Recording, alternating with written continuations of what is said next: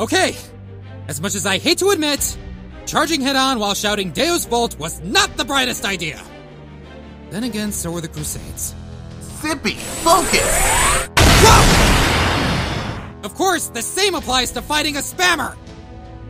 If you manage to survive fighting Gwaine, I applaud you. But you're not out of the woods yet.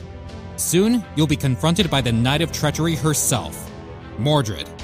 Like Gwaine, Mordred also has a permanent buff that this time, max charges her NP gauge every turn. This means you'll have to find a way to either tank her barrage, or stall her buff. Your Chaldea Battlesuit will also be useful in this fight, as you can use the Gondor skill to stun her for 1 turn more while you either fortify your defense or charge up your attack.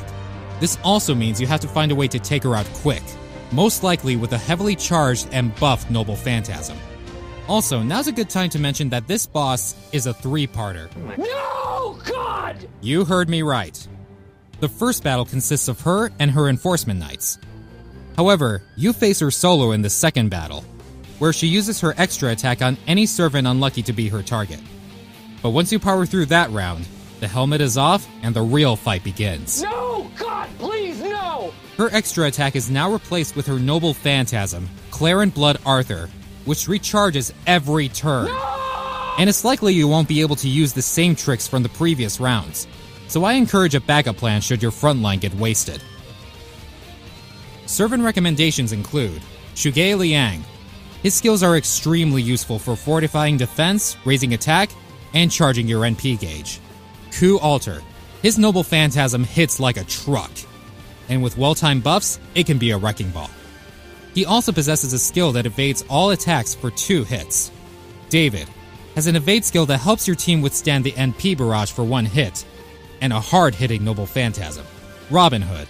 Again, he deals massive damage to sabers at a 500% NP charge, so use his at the end of an NP chain, if possible. And finally, Arash. Our favorite sacrificial lamb can deal loads of damage with his NP, if you apply the proper buffs.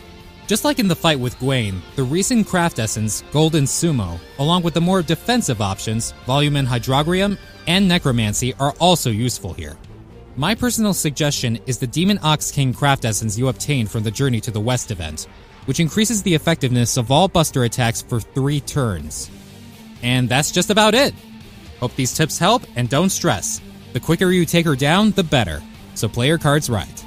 And with that out of the way, I can finally... Huh? What's that? Oh,